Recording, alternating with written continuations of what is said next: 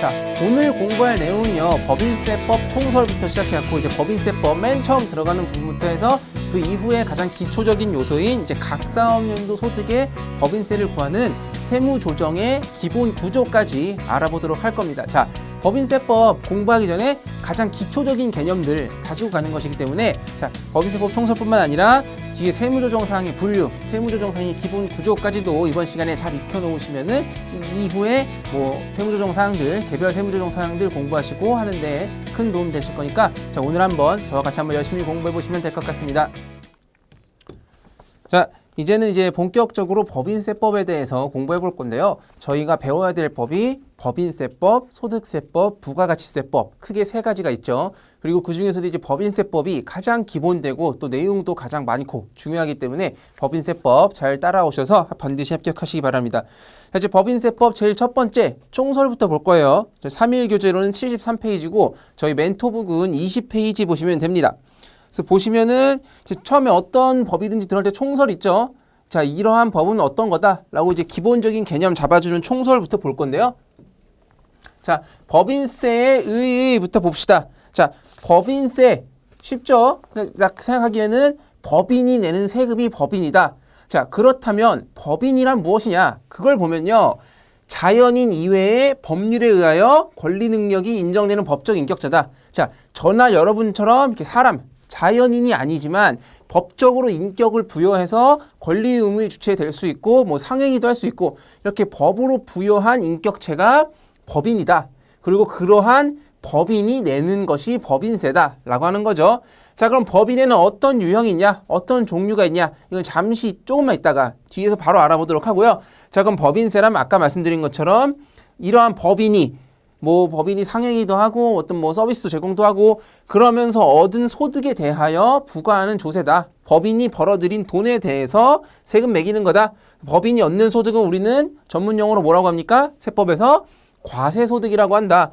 과세, 세금을 부과할 수 있는 그러한 소득을 과세소득이라고 한다는 점 알아두시고요.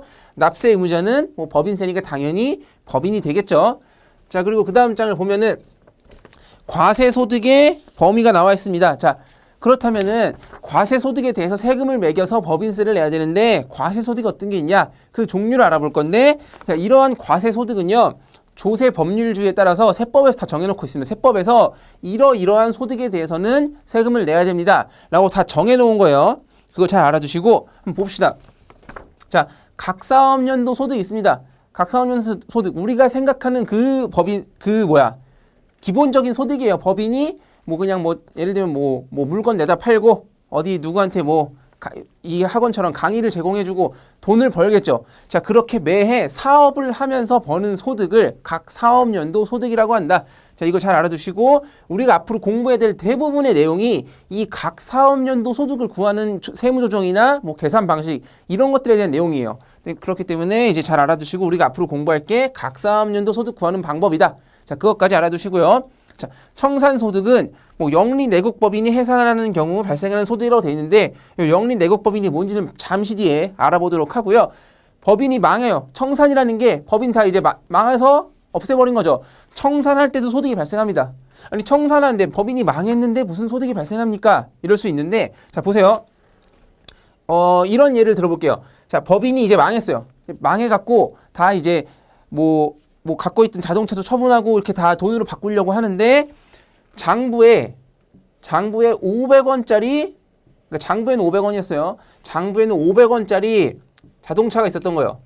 회사에서 쓰던 업무용으로 쓰던 자동차가 있었는데 이 자동차도 이제 팔아서 다 돈으로 바꿔서 뭐 부채를 갚던지 주주한테 상환을 원리금을 돌려주든지 해야 될 거 아니에요. 그래서 중고차 딜러한테 가죠. 우리 이거 차가 있는데 이거 얼마에 팔 수 있습니까? 얼마에 돈으로 바꿀 수 있어요? 라고 물어보니까 이거 요즘에 800원이다. 내가 800원까지 매입하겠다. 그러면은 회사 입장에서는 장부에 500원짜리 차 판매하면서 현금 800원이 들어온 거죠. 그럼 300원만큼 이익이 생긴 거잖아요. 청산하는 과정에서. 그게 만약에 법인이 망하지 않았다면 그냥 그 자동차 500원짜리가 쭉 장부에 계상되어 있었을 건데 청산을 함으로써 그거를 판매하게 되고 뭐 그런 식으로 되면서 300원의 차익이 발생하죠. 자, 이렇게 간단한 예를 보면 알 수 있듯이 청산하면서도 소득이 발생합니다. 그래서 영리내국법인이 해산하는 경우에 청산소득에 대해서도 과세를 한다라고 하는 점 알아두시고요. 자, 토지 등 양도소득이 있습니다.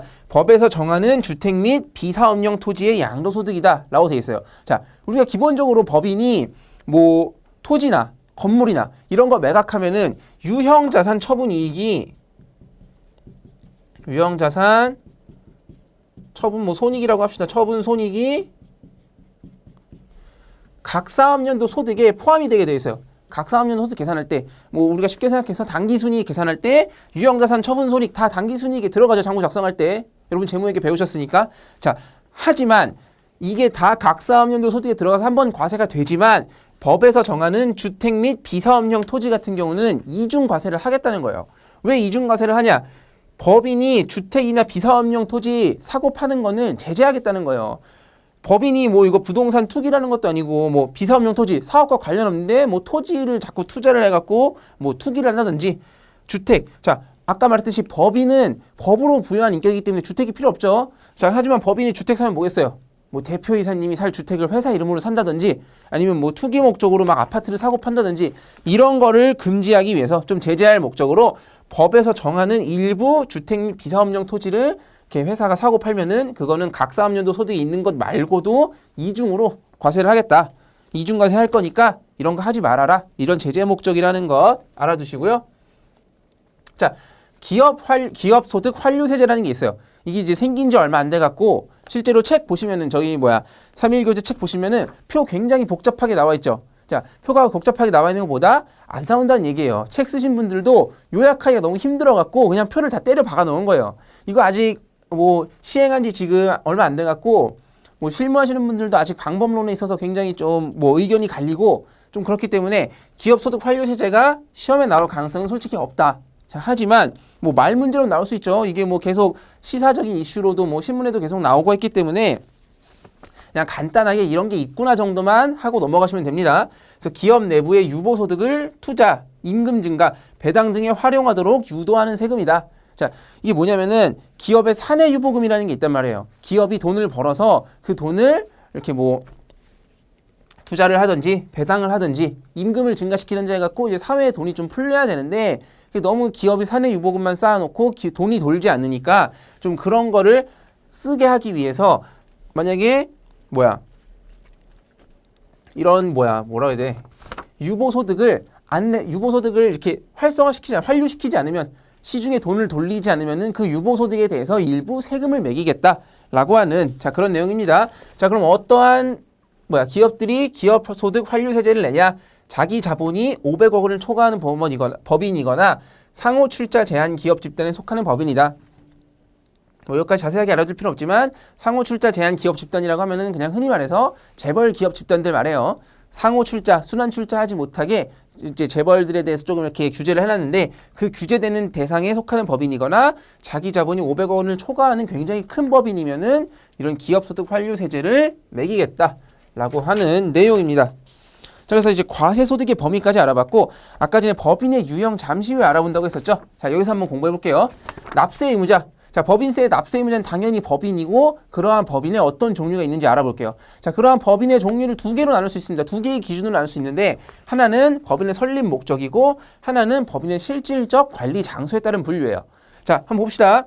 법인의 설립 목적에 따라서 영리법인과 비영리법인으로 나눌 수 있는데요. 자, 영리법인은 사업을 영위하여 그 이익을 구성원에게 분배하는 법인입니다. 여기서 중요한 게 구성원에게 분배를 하는 거예요. 돈을 벌어서 구성원들에게 뭐 배당이든 뭐 채권의 이자로 나눠주든 그런 식으로 분배되는 법인을 영리법인. 우리가 생각하면 대부분의 회사들이 다 영리법인이죠, 당연히. 자, 그리고 비영리법인은 이익 추구를 목적으로 하지 않는다. 그리고 그러한 벌어들인 소득을 뭐 배당이나 이런 걸로 지급하는 그런 회사도 아니에요. 대표적인 게 뭐 학교재단 뭐 아니면은 뭐 장학재단 이런 것들은 비영리법인이죠. 뭐 그런 내가 돈 벌려고 하는 건 아니니까. 자, 실질적 관리 장소에 따른 분류가 또 있는데 실질적 관리 장소에 따른 분류는 본점 혹은 주사무소가 어디에 있냐 그 위치에 따라서 구분을 한다는 거예요. 그래서 보면은 내국법인은 당연히 그 본점이 대한민국 안에 있는 경우 그러한 경우 내국법인이라고 하고 외국법인은 반대로 그런 본점이 뭐 미국이나 일본에 있는 그런 데는 외국법인이겠죠. 자, 여기서 하나 알아두셔야 될 거는 이 세법상으로 내국법인, 외국법인 구분하는 기준이 있죠. 이건 장소에 따라서 한다고 했는데 그 장소에 따른 기준은 세법에만 따른 거예요. 이게 무슨 말이냐고 하면은 상법에 따라서 내국법인, 외국법인 같은 거 가를 때는 어떤 기준이냐고 하면은 그 설립 근거법이 어디냐 이런 걸로 나눠요. 그래서 회사를 세운 근거법이 우리나라 법이면은 내국법인, 외국 법률에 의해 근거해서 설립됐으면 외국법인 이런 식으로 나누는데 세법에 따라서 나눌 때는 이 실질적 관리 장소, 본점이나 주사무소가 어디에 있는지에 따라서 나눈다. 혹시 문제 나오면 잘 알아두시고 이것도 봅시다. 본점, 지점 이 용어는 이제 영리법인에 쓰는 용어고 본점과 지점이고 이 본점과 지점에 대응되는 비영리법인의 용어는 주사무소나 분사무소라고 써요. 그러니까 이게 이렇게 매치가 되는 거예요. 영리법인의 본점을 이제 비영리법인은 주사무소라고 한다. 뭐 이 정도만 용어 간단하게 알아두시고 자 법인을 이렇게 나눌 수 있죠. 자 그럼 이번에 뭘 공부해 볼 거냐면은 이 법인의 종류별로 어떠한 과세소득에 대해서 세금을 내는지 한번 알아볼 거예요. 무슨 말이냐? 법인의 종류별 납세 의무의 범위라고 해서 이제 쭉 해놨는데 자 먼저 법인 유형을 한번 정리해 봅시다. 이렇게 싹싹 엮어서 보면은 내국 영리법인, 내국 비영리법인 이렇게 나눌 수 있겠죠. 국내에 있는 법인 중에 영리, 비영리, 또 외국 영리법인, 외국 비영리법인 이렇게 법인을 네 가지로 쭉 나눴습니다. 이 네 가지로 쭉 나눠서 우리가 배운 이 네 가지 소득 중에 어떤 것들이 과세되는지 법인 종류별로 한번 공부해 보도록 할게요. 자 먼저 내국 법인은요. 국내외의 모든 소득에 대해서 다 과세를 해요. 외국에서 벌었던, 국내에서 벌었던 모든 소득에 대해서 일단 국내외 다 먹고 들어가는 거고 외국 법인은 본점이 외국에 있기 때문에 우리나라가 뭐 애플이 해외에서, 본사에서, 미국에서 아이폰 판 소득을 우리가 과세할 수는 없잖아요. 대신에 국내에서 벌어들인 소득, 외국 법인이 국내에서 벌어들인 소득만 과세를 한다라는 점 알아두시고 자, 각 사업연도 소득부터 봅시다. 내국 영리법인은요 국내외의 모든 소득에 대해서 과세를 합니다. 얘네는 이제 다 과세를 하는 거 우리가 대부분 공부할 내용이 내국 영리법인에 관한 내용이에요. 그래서 국내외 모든 소득에 대해서 과세를 하게 되어 있고 내국 비영리법인은요 국내외 소득에 대해서 과세를 하는데 모든 소득을 하는 건 아니고 수익 사업에 대해서만 과세를 해요. 예를 들면 뭐 대표적인 게 뭐 연세대학교 학교재단이죠. 학교재단이지만 학교 사업도 있고 뭐 연세 우유를 파는 수익 사업도 있잖아요. 그러한 수익 사업에 대해서는 과세를 하겠다. 아니 뭐 다른 우유 업체랑 똑같이 경쟁을 해야지. 너는 학교재단이라는 이유로 수익 사업하는데 그것까지 과세를 안 할 수는 없고 수익 사업만큼은 과세를 하겠다. 대신에 이제 뭐 학교 사업이라든지 뭐 재단법인의 재단 사업 이런 쪽은 이제 비영리 사업 소득이니까 과세하지 않겠다라는 거고요. 외국 영리법인은 아까 말씀드린 것처럼 똑같이 국내 소득에 대해서만 하는데 모든 원천 소득에 대해서 과세를 하고 외국 비영리법인 같은 경우는 국내 소득 그 중에서도 수익 사업에 대해서만 과세를 하겠다라는 점 이제 사업 소득에 대해서 한번 구분을 해봤고 청산 소득은 내국 영리법인만 과세를 합니다. 왜 그러냐면은 요 청산 소득도 아까 말했듯이 그 구성원들에게 분배가 이루어져야지 과세가 되는 거예요. 분배가 이루어지냐 안 이루어지냐가 과세의 핵심인데 내국 영리법인은 청산하면은 어떤 회사 망하면은 그 청산소득 다 구성원들에게 나눠주겠죠. 자, 하지만 비영리법인 같은 경우는 그 청산했을 때 소득이 발생하면 그 소득이 구성원에게 분배되는 게 아니라 국가에 귀속된다든지 아니면 뭐 다른 비영리법인에 흡수된다든지 이런 식으로 분배가 일어나지 않기 때문에 내국 비영리법인의 청산소득은 과세하지 않는다. 그리고 외국 법인은 청산 절차 자체가 외국에서 일어나기 때문에 아니 뭐 애플이 미국에서 청산하는데 그 청산소득 우리가 과세할 수는 없잖아요.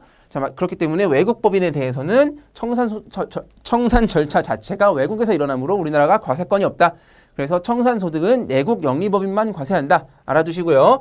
토지 등 양도소득. 자, 이거 뭐라 그랬어요? 이거 제재하는 거라 그랬죠. 투기하는 거, 법인 이름으로 투기하는 거 막기 위해서 좀 제재를 가하기 위해서 하는 것이기 때문에 이거는 법인의 종류에 상관없이 모두 과세된다는 점 알아두시고 미환류 소득도요. 여기는 내국 영리법인만이에요. 나머지는 뭐 우리나라가 뭐 미국에 있는 법인한테 우리나라의 미환류 소득 이건 할 수 없죠. 그렇기 때문에 내국 영리법인만 미환류 소득 과세한다. 요 표 깔끔하게 알아두시면은 법인의 유형부터 소득까지 깔끔하게 정리될 수 있겠죠. 그래서 이 표 잘 보시고 문제 나오면은 딱딱 집어내실 수 있으면 되겠습니다. 자, 이제 사업연도에 대해서 또 이제 법인의 기본적인 사업연도에 대해서 알아볼 건데 사업연도는 소득을 구분하는 일정 기간이에요. 뭐 재무회계에서 배우듯이 회계기간, 1회계기간 이런 걸 얘기하는 건데 제일 기본적으로 어디서 정해야 되냐면은 법령 또는 정관에서 정해놔야 돼요. 정관에서 우리 회사 사업연도는 뭐 6개월로 한다, 9개월로 한다. 아무렇게도 상관없어요. 그 법인의 자유인데 다만 1년을 초과할 수 없다.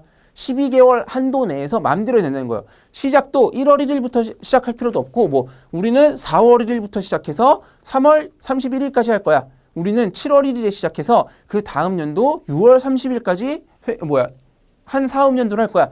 아무 상관없어요. 다만 1년만 초과하지 않으면 된다라는 점 알아두시고 법령 또는 정관에 규정이 없는 경우 그러니까 깜빡하고 정관에 안 써놓은 거야. 정관에다가 우리 사업연도 언제다라고 써놔야 되는데 깜빡하고 안 썼는데 법에도 정해진 게 없네. 그러면은 세무서에다가 법인 설립 신고하거나 사업자 등록 신청할 때 같이 써서 내면 돼요. 우리가 정관에 깜빡하고 못 썼는데 뭐 우리는 1월 1일부터 12월 31일까지 할 거예요. 아니면 우리는 뭐 7월 1일부터 그 다음 연도 6월 30일까지 할 겁니다. 이런 식으로 적어서 그때 신고하면 돼요. 그럼 아무 문제 없어요.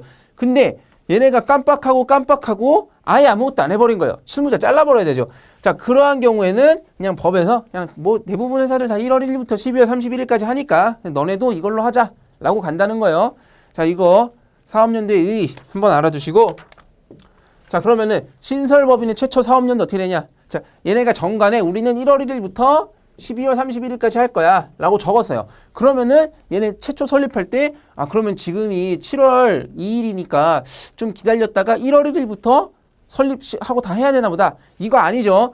최초 사업연도에는 설립 등기일 이날부터 12월 31일까지를 한 사업연도로 보고 과세를 하고 그 다음 해부터 1월 1일부터 12월 31일까지를 적용한다 라는 거예요. 최초 사업연도는 설립 등기일부터를 사업연도로 본다 라고 하는 거고 사업연도를 변경하고 싶다. 자, 그러한 경우에는 직전 사업연도 종료일 3개월 이내에 변경 신고를 해라. 그러니까 이때부터 사업연도를 바꾸고 싶어요. 그러면은 이 직전 사업연도 종료일 3개월 이내 이 직전 사업연도가 이때겠죠. 이때 종료일부터 3개월 이내니까 한 9월 말까지 해서 변경 신고를 하면은 얼마든지 바꿀 수 있다. 사업연도가 뭐 정해진 건 아니에요. 법인이 얼마든지 자유롭게 할 수 있다는 점 알아두시고 자, 법인세 총설 마지막 내용으로 납세지에 대해서 한번 알아보도록 할게요. 자, 납세지는 뭐냐? 자, 우리 지난번에 국세기본법 앞에 조세총론 배우면서 관할관청 얘기했었죠. 그거랑 똑같은 거예요. 행정관청의 관할구역을 구분하고 납세자의 납세 의무를 이행하는 장소다. 내가 영등포에 세운 법인이면 영등포 세무서가 납세지가 되는 거고 또 내가 역삼동에 법인 세웠으면 역삼 세무서가 납세지 되는 거고 역삼 세무서가 내 관할관청이 되는 거고 자, 지난번에 배웠던 거랑 똑같은 내용이죠. 내국법인의 납세지 등기부 등본상의 본점 또는 주사무소의 소재지다. 이거 잘 알아두세요. 등기부 등본상에 그러니까 실제로 본점을 뭐 서울에서 하고 있는데 실제로 뭐 등기부 등본상에 본점은 부산으로 해놨다. 그럼 부산이 납세지가 되는 거예요. 납세지의 지정. 그래서 납세지도 다 신고하고 해야 되는데 소재지가 불분명하거나 아니면 세무서에서 보니까 이 새끼들 이 회사 좀 조세 포털할 우려가 있네. 이러한 경우에는 과세관청이 너는 납세지를 어디로 해서 납세해 이런 식으로 정할 수도 있다라는 점이고요. 납세지의 변경일로부터 15일 이내에 변경 신고를 해라. 뭐 이런 거 알아두시고 이거는 그냥 간단하게 알아두시면 되고 법인세 총설 자체가 뭐 이제 막 계산 문제 이런 게 아니다 보니까 처음에 들어가는 그냥 워밍업 정도로 알아두시고 말 문제 같은 거니까 나중에 시험 문제 나오시면은 뭐 간단하게 외우시기만 하면 됩니다. 자, 그러면은 여기까지 공부하고 법인세 총설 마치도록 하겠습니다.